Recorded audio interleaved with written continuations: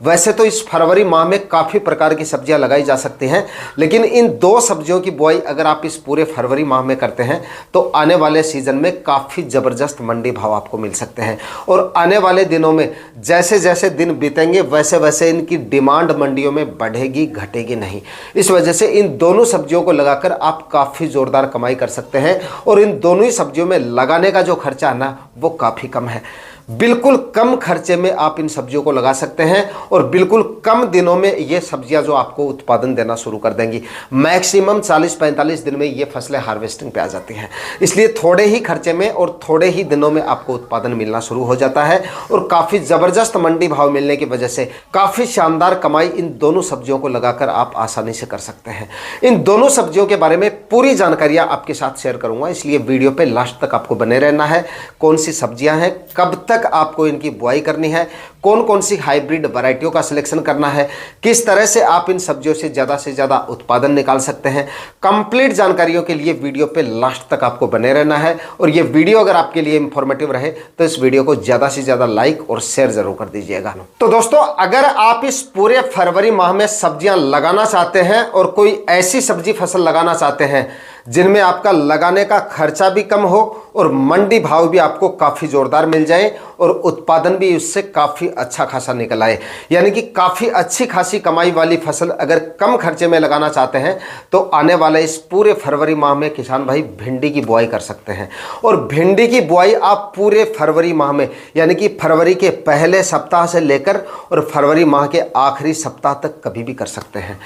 अब 3-4 दिन बाद में टेम्परेचर एकदम नॉर्मल हो जाएंगे, 2-5 दिन की सर्दी और है, उसके बाद में आप चाहें पहले सप्ताह में इसके बीजों की बुआई कर सकते हैं अच्छी तरह से ज़मीन की तैयारियां करके, और उसके बाद में आप भिंडी के बीजों की बुआई करवा दीजिएगा। काफ़ी ज़ोरदार कमाई आप इससे कर सकते हैं, यानी कि इसमें लगाने का जो खर्चा है ना आपका, वो काफ़ी कम है। एक तो इसमें प्लास्टिक मल्च का जो खर्चा है वो आपका बच जाएगा, सब्जियों में सबसे ज़्यादा खर्चा होता है इसका। दूसरा, कम दिनों में ये आपको उत्पादन देना शुरू कर देगी। तीसरा, काफ़ी लंबे समय तक ये आपको उत्पादन देगी और जब तक उत्पादन देगी तब तक काफ़ी अच्छे खासे मंडी भाव इसके मिलेंगे। कम से कम पकड़ के चलें तो 20 से 25 रुपए के मंडी भाव कम से कम लेके चल सकते हैं। उसके बाद में गर्मियों में जैसे जैसे बाकी सब्जियों की आवक मंडियों में कम होती है, इसके भाव और अच्छे आपको आने वाले सीजन में मिल सकते हैं। जून जुलाई तक ये आपको उत्पादन देती रहेगी, इस वजह से मंडी भाव भी आपको काफ़ी ज़ोरदार मिल जाएंगे और उत्पादन भी काफ़ी ज़बरदस्त मिलने की वजह से काफ़ी अच्छी खासी कमाई आप इस भिंडी की खेती से कम खर्चे में कर सकते हो। दोस्तों, अगर आप 1 एकड़ में भिंडी की बुआई करते हैं और अगर सब कुछ ठीक रहता है, क्लाइमेट भी ठीक रहता है, ज़मीन भी अगर आपकी ठीक है, रोग बीमारियों से अगर आप अपनी फसल को दूर रखते हैं, खाद उर्वरक अच्छी मात्रा में डालते हैं और अच्छी हाइब्रिड वैरायटियों का सिलेक्शन करते हैं, तो कम से कम 1 एकड़ में 50 से लेकर 70 क्विंटल तक आप भिंडी की फसल से आसानी से उत्पादन निकाल सकते हैं।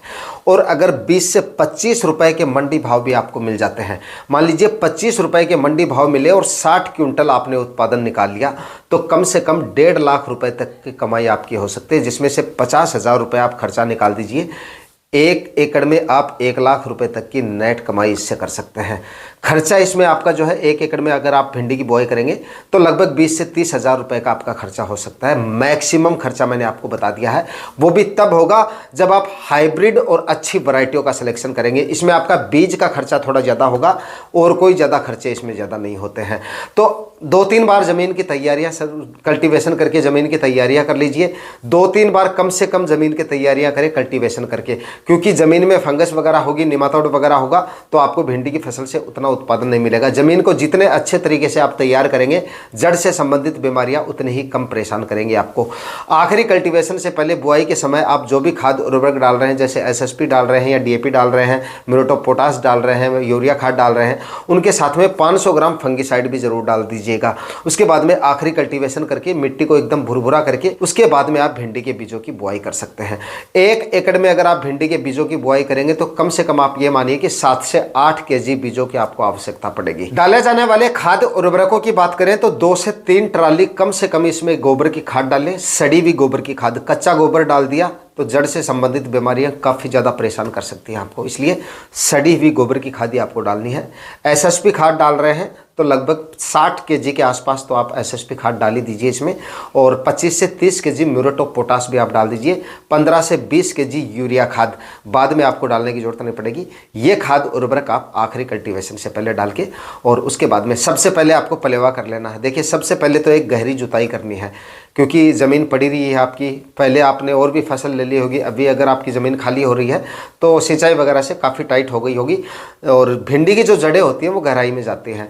तो अच्छे तरीके से अगर आप गहरी जुताई करके उसके बाद में भिंडी लगाएंगे तो और भी अच्छे रिजल्ट आपको मिलेंगे। गहरी जुताई करें, उसके बाद में पलेवा कर लें। पलेवा करने के बाद में 2 कल्टीवेशन करके ज़मीन को, मिट्टी को एकदम अच्छे से भुरभुरा करके उसके बाद में खाद उर्वरक डाल के आखिरी कल्टीवेशन करके भिंडी की बीजों की बुआई करवा सकते हैं। दोस्तों भिंडी की सबसे बेस्ट वैरायटियों की बात की जाए तो सबसे अच्छी वैरायटी तो देखिए है एडवांटा की राधिका वैरायटी। अगर आपको ये वैरायटी मिल जाती है तो आप इसी वैरायटी को सिलेक्शन करें, क्योंकि सबसे अच्छी वैरायटी है। थोड़ा सा बीज कॉस्टली आएगा लेकिन रिजल्ट इसके काफ़ी शानदार हैं। उत्पादन भी इसका आपको काफ़ी ज़ोरदार मिलेगा, और फल की जो क्वालिटी है ना वो भी आपको काफ़ी शानदार मिलेगी। दूसरी क्वालिटी डिपेंड करती है आपकी हार्वेस्टिंग पे। हर 7वें दिन आपको हार्वेस्टिंग करनी है, सप्ताह में एक बार हार्वेस्टिंग करनी है। और जब भी आप हार्वेस्टिंग करें सुनिश्चित करें जो फल जो तैयार हो चुके हैं वो फल प्लांट पे नहीं रहने चाहिए, क्योंकि ऐसा करने से आपके उत्पादन पे भी असर पड़ता है, और अगली बार उस फल का आप हार्वेस्ट करेंगे तो मंडियों में वो बिकेगा भी नहीं। जो माल आप मंडियों में लेके जाएंगे बाकी के माल की गुणवत्ता को भी वो प्रभावित करेगा, तो वो थोड़ा सा ध्यान रखें। बाकी अगली वैरायटी की बात करें तो सिजेंटा की OH 102 वैरायटी का सिलेक्शन कर सकते हैं, और नोमेंस की सिंघम और नोमेंस की ही सम्राट वैरायटियों का सिलेक्शन भी आप कर सकते हैं।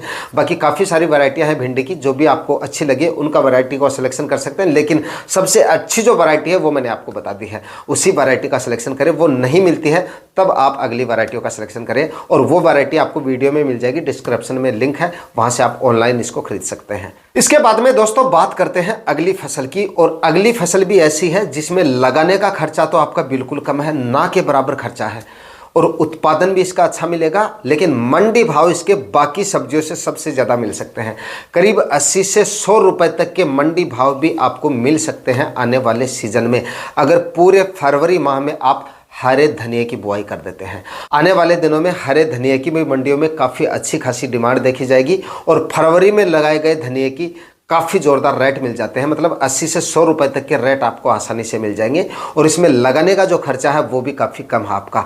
अगर ज़मीन खाली नहीं है तो जब खाली हो जाए तब लगा दीजिए, कोई दिक्कत नहीं। 15 से 20 फरवरी तक भी आप लगा देंगे तो भी अच्छी बात है, तो भी अच्छे रेट मिलेंगे, और थोड़ा लेट लगाएंगे तो और अच्छे मंडी भाव मिलने के चांसेस है।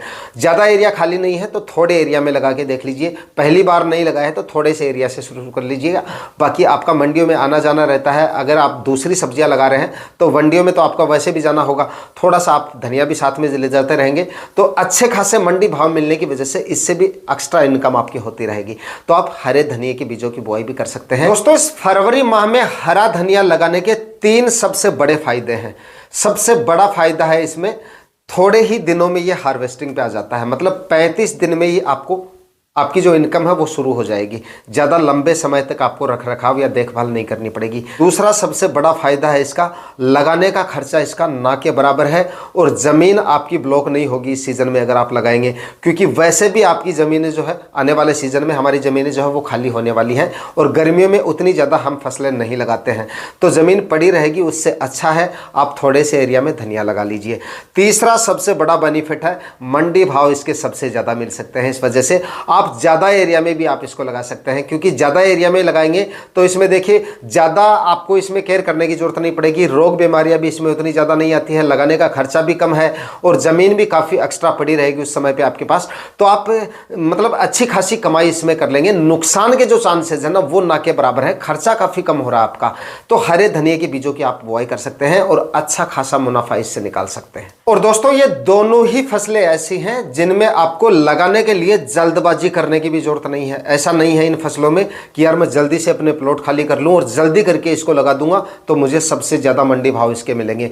ये दोनों ही सब्जियां ऐसी हैं जिनको आप अगर लेट लगाएंगे तो भी अच्छे मंडी भाव मिलेंगे और जल्दी लगा लेंगे तो भी अच्छे खासे मंडी भाव मिलने के चांसेज हैं। उल्टा मैं आपको ये कहूँगा कि चांसेस ये हैं कि कि थोड़ा लेट अगर आप इनको लगाएंगे तो ज़्यादा मंडी भाव मिलने के चांसेस हैं, क्योंकि धनिया की भी डिमांड बाद में जाके ज़्यादा होती है, क्योंकि जो फिलहाल जो धनिया चल रहा है मार्केट में आ रहा है वो प्लॉट तब तक खाली हो जाएंगे और गर्मियों में इसकी डिमांड और ज़्यादा बढ़ जाएगी। और दूसरी फसल की भी बाद में जाके काफ़ी अच्छी खासी डिमांड आपको मंडियों में देखने को मिलेगी, क्योंकि बाकी की सब्जियों की आवक गर्मियों में काफ़ी कम हो जाती है। जितनी भी प्रकार की आपकी अगेती सब्जियां जो है जो फिलहाल चलने वाली हैं या चल रही हैं वो उस समय तक ना के बराबर हो जाएंगी मंडियों में जब तक आपकी फसल तैयार होगी। तो इन दोनों फसलों को आप पूरे फरवरी माह में लगा सकते हैं, चाहे आप शुरू में लगाएं, चाहे मध्य में लगाएं, चाहे आखिरी सप्ताह में लगाएं। आने वाले दिनों में अच्छे मंडी भाव मिलने के चांसेस हैं इन दोनों ही सब्जियों से। तो दोस्तों आज के इस वीडियो में दो सब्जियों की फसलों के बारे में मैंने आपको बताया है। दोनों ही फसलें आप फरवरी माह में लगा के काफ़ी अच्छी खासी कमाई कर सकते हैं। वीडियो अगर आपके लिए इंफॉर्मेटिव रहा तो इस वीडियो को ज़्यादा से ज़्यादा लाइक और शेयर जरूर कर दीजिएगा। चैनल पर नए हैं तो सब्सक्राइब जरूर कर लीजिएगा। आज के वीडियो में इतना ही, मिलते हैं किसी और वीडियो में नए टॉपिक के साथ। तब तक के लिए जय हिंद, वंदे मातरम।